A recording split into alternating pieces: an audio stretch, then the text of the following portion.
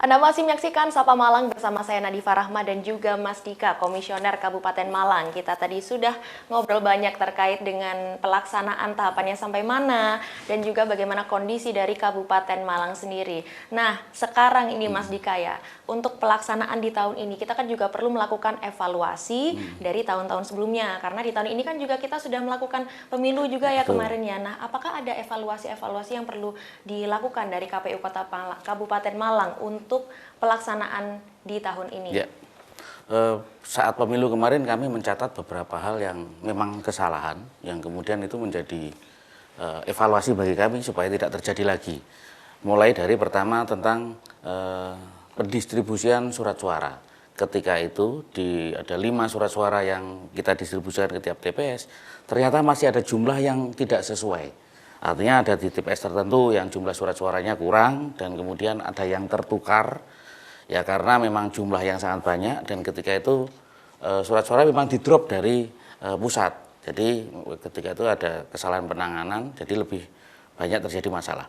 Dari titik itu kami belajar nanti untuk Pilkada 2024 hal itu harus sudah kita bereskan di tingkat gudang di kabupaten, di gudang logistik kami. Nanti untuk distribusinya 2 surat suara untuk Pilgub dan Pilbub Malang sesuai dengan jumlah. Itu target kami. Saat ini kami masih proses, memang logistik belum datang semua, tapi setidaknya untuk penambahan personil supaya pengelolaan dan manajemen distribusi logistiknya bisa lebih teratur dan lebih tertata dibanding sebelumnya. Oke, berarti evaluasinya yang paling krusial ini memang Betul. dari logistiknya tadi. Logistik distribusinya distribusi logistik tadi ya terkait dengan surat suara. Betul. Yang paling krusial memang itu ya untuk di KPU Kabupaten Malang. Nah, ngomong-ngomong masalah logistik ini berarti sudah tiba ya. Ini walaupun belum semua tapi nanti akan ada kloter-kloter selanjutnya begitu. Yang sekarang sudah tiba apa saja, Mas Dika? Kami sudah menerima 8.150 buah kotak suara yang akan kita distribusikan nanti ke seluruh TPS. Nanti setiap TPS akan menerima 2 kotak suara untuk Pilgub dan untuk Pilbub. Terus juga perlengkapan baru kami terima itu kabel TIS untuk nanti pengaman dan lain-lain itu sesuai jumlah kebutuhan di setiap TPS. Untuk surat suara memang belum karena kemarin kami baru melakukan proses persetujuan dari setiap petugas penghubung pasangan calon yang kemudian nanti akan segera kami lakukan pengadaan dan pencetakan. Terus kebutuhan yang lain, bilik dan lain-lain sedang proses. Di gudang memang masih belum lengkap, baru kotak suara dan kabel TIS saja. Oke, berarti yang sudah ini adalah kotak suara dan kabel yang sudah ada. Berarti selanjutnya ini akan ada pengiriman surat suara dan juga bilik tadi ya, selanjutnya ini. Salah satunya ada surat suara masih proses pencetakan, terus nanti ada bilik, alat bantu coblos, terus kemudian tinta dan lain-lain. Oh, itu logistik yang masih banyak ya. Betul yang sekali. Nantinya akan yang dikirimkan kita nanti terima kita terima di KPU Kabupaten Malang. Untuk pengamanan sendiri, tadi kan logistik kan sudah ada yang datang yaitu kotak suara dan juga kabel tadi ya. Nah, itu pengamanannya sekarang ditaruh mana sih Mas Dika dan pengamanannya udah sejauh mana untuk yang sudah datang logistiknya? Gudang logistik KPU Kabupaten Malang kami tetap menggunakan kemarin di gudang Bulog di Pakisaji.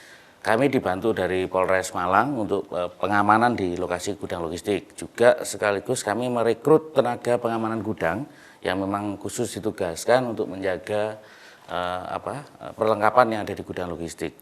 Jadi saya kira kalau mengacu untuk pengamanannya, saya pikir tidak ada masalah. Kemarin di 2000 saat pemilu, pelaksanaan pemilu di gudang yang sama dengan jumlah logistik yang lebih banyak.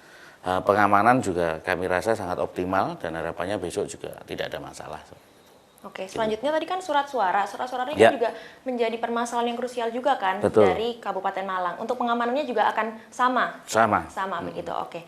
Berarti tadi ya sudah tentang logistik, lalu juga yang menarik di sini dari Kabupaten Malang. Tadi juga disampaikan banyak sekali ya, 2 juta pemilih ya? 2.060.000. 2 juta pemilih, karena tadi kan target partisipasinya juga harus lebih besar daripada tahun 2020.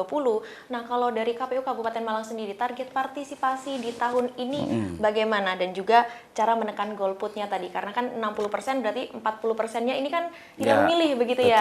Nah, untuk meningkatkan partisipasi masyarakat Kabupaten Malang sendiri untuk ayo datang ke TPS. Nah, ini bagaimana Kabupaten Malang?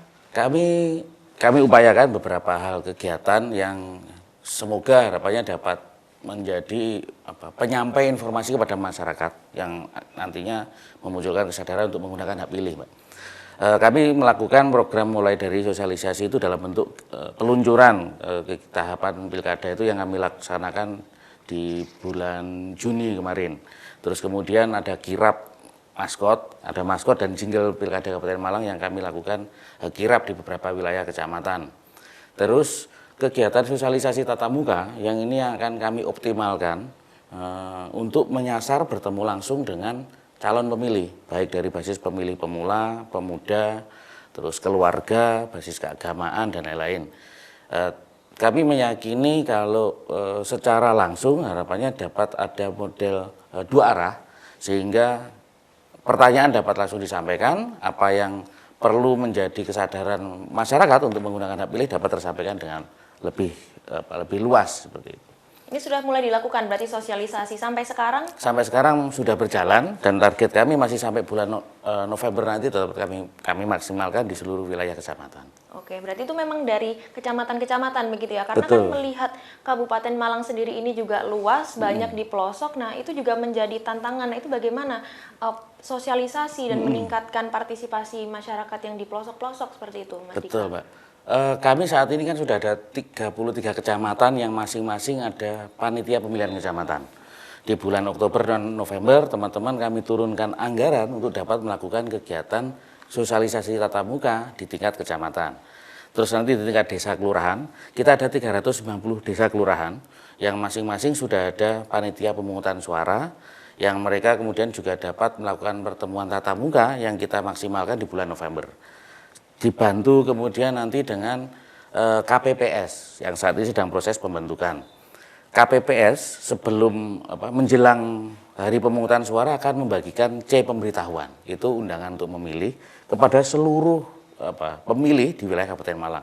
Sebenarnya artinya sosialisasi itu sebenarnya ke 100% pemilih sudah dilakukan, setidaknya dari penyampaian undangan untuk hadir di TPS.